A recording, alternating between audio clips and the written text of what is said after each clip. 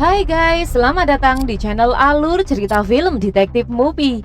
Di kesempatan kali ini, Mimin akan membahas alur cerita film yang berjudul Predator 2. Film yang dirilis pada tahun 1990 ini disutradarai oleh Stephen Hopkins, dibintangi oleh Danny Glover, Gary Busey, Ruben Blades, Maria Conchita Alonso, dan nama besar lainnya.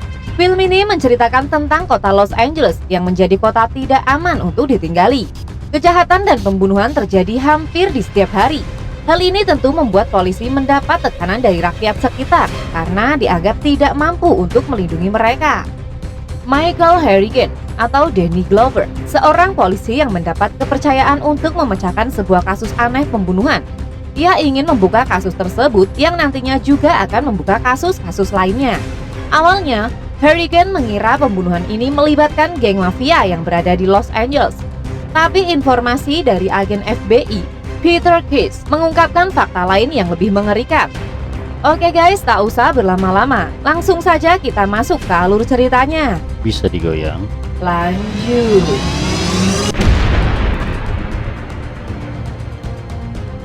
Di awal film, tepatnya pada tahun 1997, tepatnya di kota Los Angeles sedang mengalami suatu fenomena alam, yaitu temperatur suhu di kota ini terasa lebih panas dari musim-musim sebelumnya. Situasi tersebut semakin menegangkan dengan ditambahnya perang wilayah yang sedang terjadi antara kartel narkoba Kolombia dan juga Jamaika yang bersenjata lengkap, yang auto memaksa para polisi untuk berperang melawan para badan narkoba tersebut. Sementara di balik semua itu, seekor predator tampaknya menyaksikan baku tembak yang terjadi antara polisi dan juga kartel Kolombia itu. Dalam baku tembak itu, seorang letnan polisi yang bernama Michael Harrigan juga datang ke tempat itu. Saat mengetahui kalau ada dua polisi yang terluka di tengah baku tembak itu, Michael dengan cepat langsung bergerak untuk mencoba menyelamatkan kedua orang polisi yang terluka tersebut. Di mana ia akhirnya berhasil menyelamatkan dua petugas yang terluka itu guys. Setelah itu, orang-orang Kolombia langsung bergerak mundur dan kembali ke tempat persembunyian mereka. Michael yang sebelumnya sempat menembak mati beberapa penjahat mencoba untuk masuk ke dalam gedung dengan maksud untuk mengejar sisa-sisa dari para gerombolan itu. Akan tetapi di sini, Danny yang merupakan temannya Michael mengatakan kalau mereka diperintahkan untuk menunggu sampai orang-orang dari FBI atau DEA datang untuk menyelesaikan masalah ini. Michael yang mempunyai karakter tidak sabar, ia tidak peduli dengan perintah dari atasan itu. Bersama dengan Danny dan seorang polisi wanita yang bernama Leona, serta beberapa anggota polisi lainnya, mereka pun masuk ke dalam gedung itu. Sebelum polisi dapat menangkap orang-orang Kolombia ini, ternyata mereka telah didahului oleh predator. Di sana sang predator memecahkan atap gedung dan makhluk ini membunuh semua anggota dari kartel narkoba Kolombia dengan sangat sadis. Melihat bos kartel melarikan diri, auto membuat Michael mengejar pemimpin geng itu sampai ke atap gedung.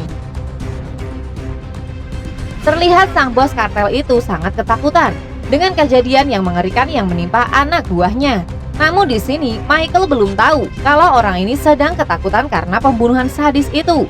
Dan di saat itu juga, sang bos kartel ini melihat sebuah penampakan yang auto mengarahkan senjatanya ke arah sang predator yang berkamuflase. Michael yang mengira sang bos kartel mengarahkan tembakan itu ke arahnya, auto membuat Michael menembaknya sehingga membuat si bos kartel itu terjatuh dari atas gedung.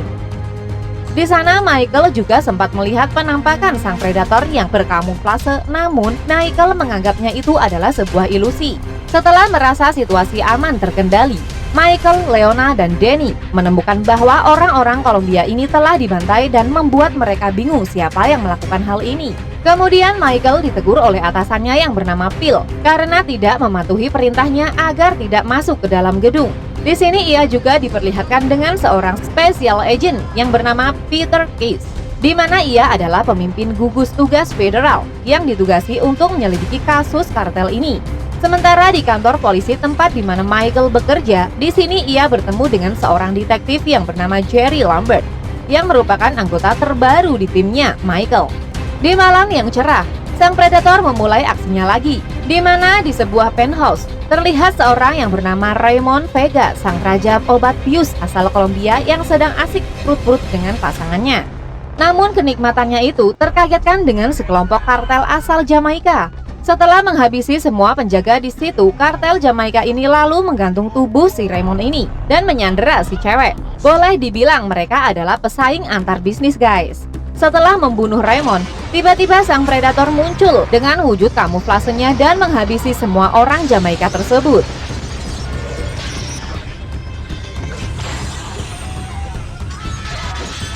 Setelah itu, polisi tiba, termasuk Michael dan termasuk timnya.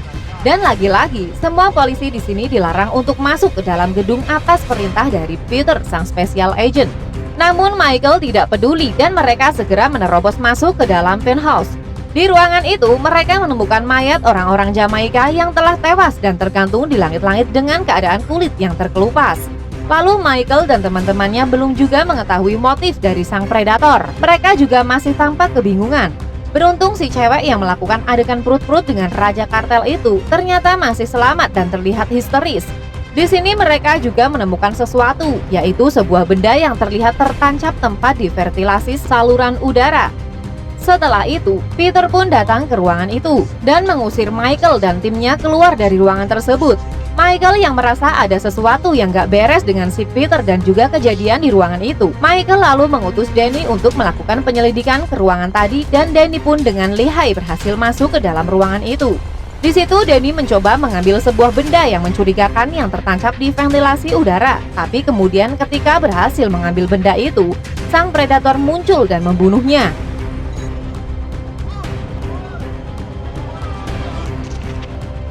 Keesokan harinya, Michael diberi teguran oleh atasannya karena ia sudah kelewat batas dan melangkahi apa yang seharusnya menjadi tanggung jawab federasi yang dipimpin oleh Peter.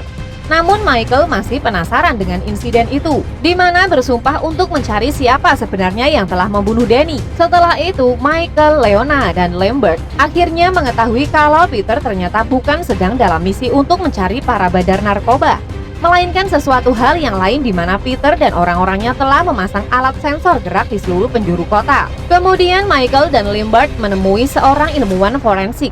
Sementara Leona ditugaskan oleh Michael untuk menemui Raja Narkoba Jamaika yang bernama King Willie untuk mempertemukan mereka berdua dari tempat forensik. Kemudian ditemukan kalau temannya Danny itu telah terbunuh akibat tertusuk oleh sebuah benda yang sangat canggih tepat di dadanya, di mana setelah diselidiki, benda itu tidak berasal dari bumi. Setelah mengetahui sedikit tentang benda itu, Michael dan Lambert pun segera keluar dari tempat tersebut. Dan saat di tengah jalan, mereka dicegat oleh sekelompok orang suruhan dari King Willie dengan maksud untuk menjemputnya. Tak lama Michael pun bertemu dengan King Willie, sang bandar narkoba yang juga seorang praktisi voodoo. Michael juga menjelaskan maksud dengan pertemuannya dengan King Willie ini, di mana ia ingin mengetahui siapa orang yang sudah membunuh Danny temannya. Karena menurut Michael, pelaku yang membantai kelompok King Willie adalah orang yang sama. King Willie pun mengatakan bahwa pembunuhnya adalah makhluk supranatural yang berasal dari dunia lain. Mendengar penjelasannya, Michael tidak percaya dengan perkataan King Willie yang kemudian membuatnya langsung pergi dari tempat itu. Dan sesaat setelah Michael pergi, sang predator malah muncul dan akhirnya membunuh King Willie sendiri dan memenggal dan memakan otaknya. Dan setelah itu, tengkoraknya pun dibersihkan dan dijadikan pajangan bersama dengan tengkorak-tengkorak lainnya. Keesokan harinya, berita kematian Willie pun menjadi berita headline di beberapa channel. Sementara Leona dan Lambert pun segera naik ke dalam kereta bawah tanah, di mana sebelumnya mereka ditugasi oleh Michael untuk menyelidiki keberadaan Peter. Di sini mereka hampir terlibat dalam ketegangan dengan beberapa kelompok yang sedang melakukan pemalakan di kereta bawah tanah itu. Dan di saat itu juga sang predator muncul dan menyerang para penjahat itu.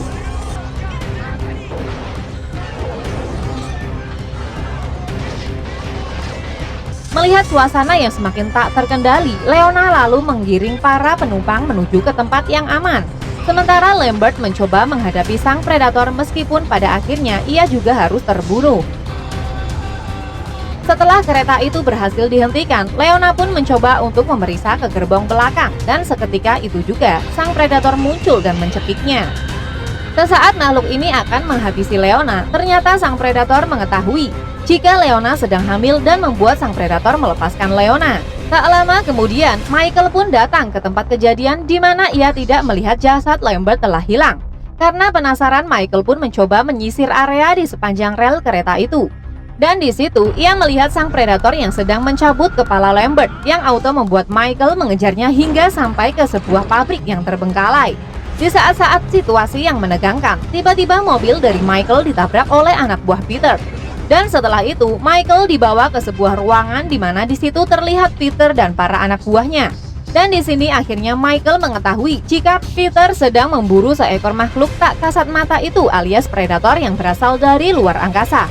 Peter juga mengatakan kalau 10 tahun yang lalu, salah satu dari jenis makhluk ini sudah menghabisi pasukan khusus yang sedang bertugas di Amerika Tengah, di mana predator ini selalu menggunakan sistem kamuflase dan juga heat detector dalam setiap aksinya. Dan para predator ini membunuh manusia hanya untuk olahraga atau bersenang-senang.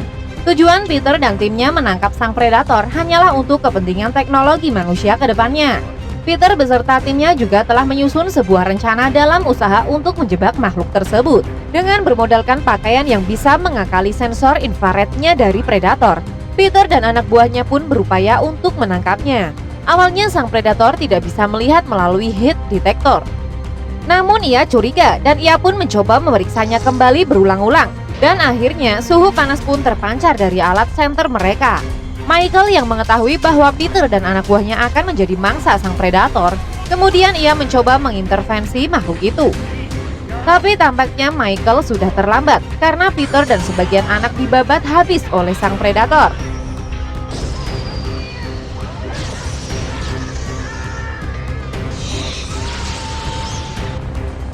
Saat Peter akan dihabisi oleh sang predator, Michael pun segera datang dengan meledakkan pintu masuk gudang tersebut menggunakan pelontar granat yang menyebabkan air pun keluar dari hydrant yang tepat berada di atasnya yang membuat sistem kamuflase sang predator rusak dan membuat dirinya terlihat. Melihat kesempatan itu, Michael pun segera menembak sang predator bertubi-tubi